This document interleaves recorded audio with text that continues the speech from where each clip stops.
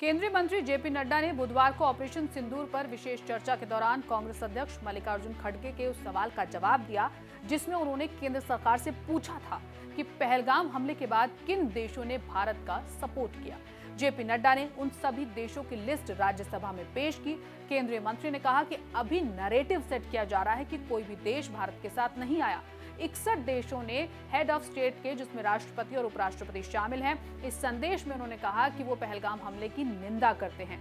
35 संदेश विदेश मंत्रियों के हैं, 38 मैसेज सांसदों और पूर्व हेड के हैं, 43 संदेश डिप्लोमेटिक मिशन के हैं। संयुक्त राष्ट्र सुरक्षा परिषद ने पहलगाम हमले की भी निंदा की। क्वाड ने पहलगाम हमले की निंदा की। ब्रिक्स ने निंदा की। सेंट्रल एशियन कंट्री ने इस हमले की निंदा की थी। इंडियन ओशन रिम एसोसिएशन ने निंदा की। पराग्वे के राष्ट्रपति ने भी निंदा की। यूरोपीय यूनियन, फ्रांस और जर्मनी ने भी इस हमले की निंदा की।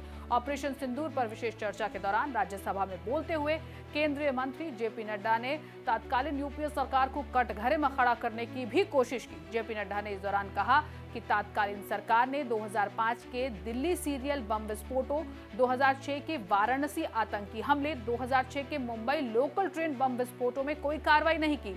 मुद्दा यह है कि तब भारत और पाकिस्तान के बीच आतंकवाद और व्यापार और पर्यटन लगातार जारी रहा।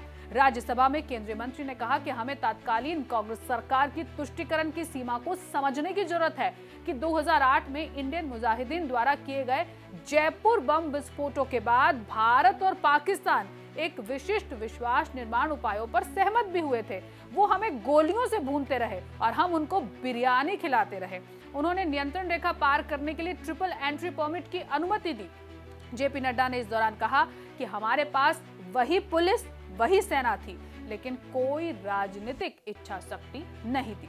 2009 के एससीओ शिखर सम्मेलन में 2008 में हुए इतने बड़े आतंकी हमले का भी कोई जिक्र इस दौरान नहीं हुआ।